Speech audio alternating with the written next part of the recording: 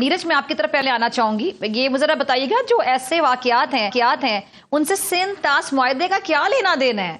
वो अंदर कहां से आ गया? और पानी जैसा जो बुनियादी एक हक कह लें, बुनियादी हकूक, इंसानी बुनियादी हकूक अगर मैं कहूं तो गलत नहीं होगा, तो उसको दरमियान में ले आना ये कम जरफी नहीं है?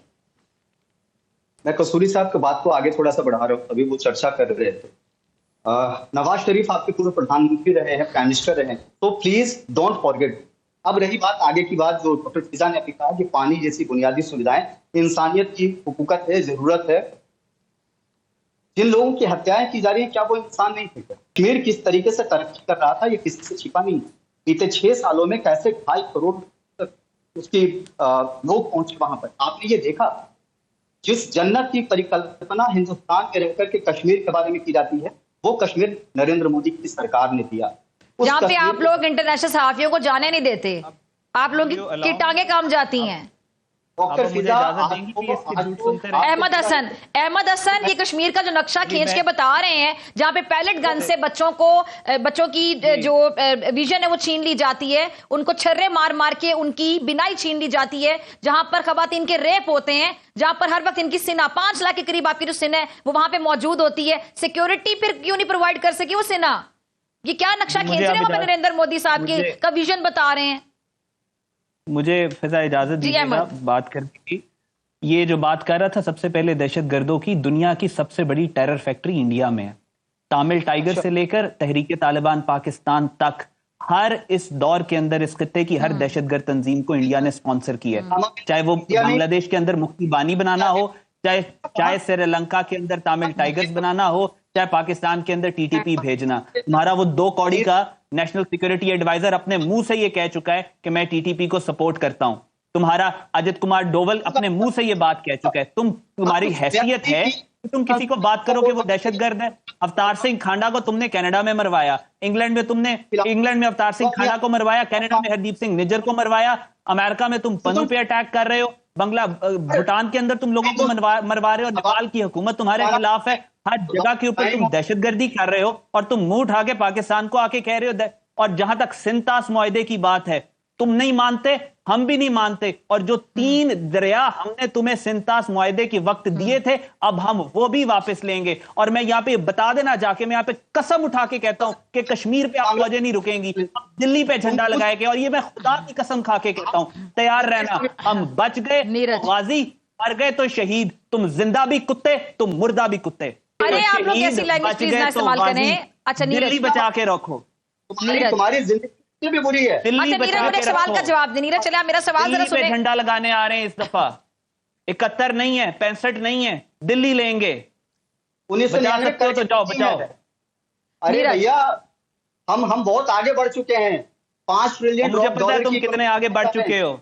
52% इंडियंस के पास वॉशरूम नहीं है, आगे बढ़ चुके हैं। जाते कटोरा ले लेकर के चाइना के पास जाते हो, आगे बढ़ चुके हो तुम। नीरज वैसे आगे तो आप लोग बढ़ चुके हैं। आप लोगों की एक मूवी बनी थी जिसमें अक्षय कुमार, हम जो के आर्टिस्टों से हसद नहीं करते, और मैं कहती हूँ टैलेंट की सरहद नहीं होती, हमारे आर्टिस्ट वहां पे चले जाते तो आप लोग धमकियां लगा के कहते हैं कि इंडिया छोड़ के चले जाएं। आपका कोई आर्टिस्ट अच्छा होता है, हम तारीफ करते हैं। अक्षय कुमार साहब की मूवीज देखी हुई है मैंने, और ये जो शायद उसी तरह की मूवी से इंस्पायर होकर आप लोगों ने अभिनंदन भेज दिया था, तो रियल में जो तैयार आता है वो गिर गया था। मुझे जरा ये बताएं कि जो अक्षय कुमार साहब की मूवी आई थी टॉयलेट एक प्रेम कथा, तो आप लोगों ने तरक्की इतनी करी कि टॉयलेट्स बन गए हैं भारत में।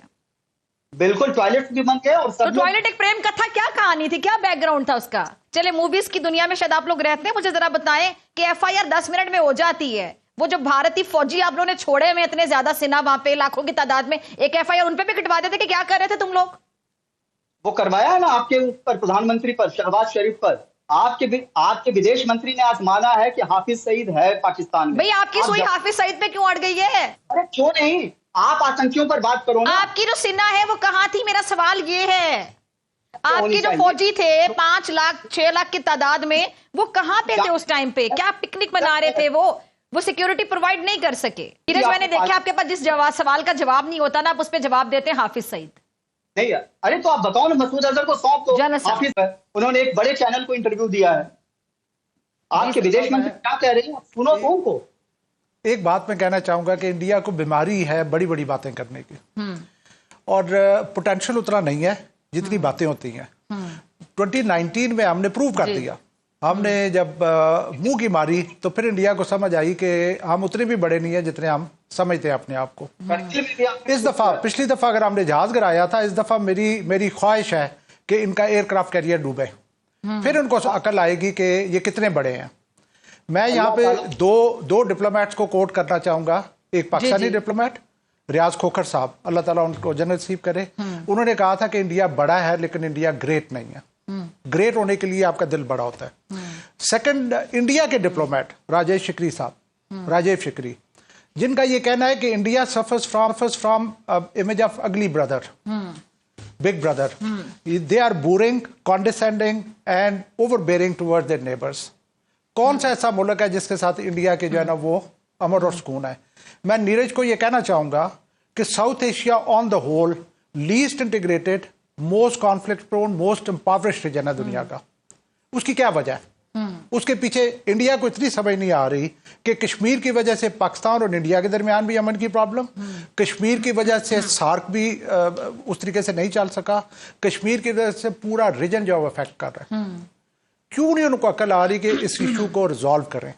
लेकिन वो इंट्रांसिजेंस जिसके ऊपर उसकी सुई फंसी हुई है, जिसके वो तमाम नेबर्स के अगेंस्ट वो ये काम करता है, उसकी प्रॉब्लम भूटान के साथ, उसकी प्रॉब्लम नेपाल के साथ, बांग्लादेश के साथ, श्रीलंका के साथ, मालदीव के साथ, पाकिस्तान, हर मुल्क के साथ इसकी प्रॉब्लम। चलिए नीरज, अब जरा आप जो कहना चाह रहे थे कहिएगा जी।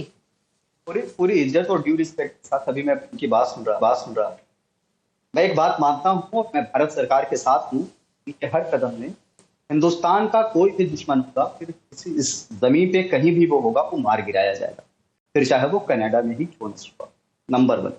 दूसरी बात जो आपने कहा कि सबूत नहीं है, सबूत पुलवामा के समय भी दिया था विदेश मंत्रालय से। आप मुझे बताएं जरा नीरज, मुझे बताएं कि हिंदुस्तान में रहने वाले जो मुसलमान हैं उनको भी अपना दुश्मन समझते हैं, वहां रहने वाले खालिस्तान तहरीक रहने वाले सिख जो हैं उनको भी अपना दुश्मन समझते हैं, वहां पे रहने वाले क्रिश्चियन जो हैं उनको भी अपना दुश्मन समझते हैं, मसाजिद वहां पे महफूज नहीं है, गुरुद्वारे अगर हम बात करें सिखों की या क्रिश्चियंस की, जो मैं कहना चाहती चर्च, वो वहां पे महफूज नहीं है, तो वहां पे किसी की इबादतगाह तक महफूज नहीं है। गाय की कुर्बानी करने पर आप लोग छुरियां चाकू लेके चढ़ दौड़ते हैं मुसलमानों के खिलाफ, वहां पे जबरदस्ती जय श्री राम के नारे लगवाए जाते हैं, किसी को मजहबी आजादी नहीं है, सेक्युलर इंडिया आप उसको कहते हैं। तो आपको लगता है कि सेक्युलरिज्म की जो डेफिनेशन होती है उस पर बाकी आप लोग पूरे उतरते हैं? फिर दूसरा, खुर्शीद अहमद कसूरी साहब जो साथ बैठे हुए, साबिक वज़ीर खारजा, जरा सवाल ले लीजिए ना, और जनरल साहब भी उस वफ्द में शामिल थे जो स्टूडियोज में बैठे हुए इस टाइम पे मेरे साथ। आपके इंडिया में वाकया पेश आया था कि आप लोगों में टॉलरेंस लेवल इस हद तक कम है कि ये लोग वहां पर मौजूद थे और स्याही फेंकने का वाकया पेश आया था। आपने बतौर जर्नलिस्ट रिपोर्ट किया होगा यकीनी तौर पर, उस पर क्या कहेंगे आप?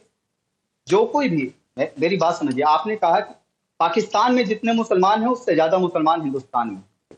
भारत जो है संविधान से चलता है और संविधान में सेक्युलर वर्ड है। आप अपने बताइए कि क्या आपके संविधान में सेक्युलर वर्ड लिखा है? नहीं है। आप तो स्थापना, आपका जो मुल्क बना वो धर्म के नाम पर बना, हिंदुस्तान धर्म के नाम पर नहीं बना। तो बिल्कुल सही बना ना, 2 नेशन थ्योरी, 2 कौमी नजरिया बिल्कुल सही साबित हो रहा है ना। हमारे बावजूद ने सही देख लिया था कि आगे जाके क्या होगा, जो कि हो रहा है। वहां पे कोई माइनॉरिटी वहां पे महफूज नहीं है, सब लोग सफर कर रहे हैं। कोई अंग्रेजी वाला सफर कर रहा है, जिसके पास पैसे, उर्दू वाला सफर करके जा रहे हैं वहां से। डॉक्टर फिजा, 2 नेशन थ्योरी जिसकी आप बात कर रहे हैं बिल्कुल सही थी, बिल्कुल सही थी 2 नेशन थ्योरी। आज सही साबित हो रही है, 2 कौमी नजरिया बिल्कुल सही साबित हो रहे हैं आज।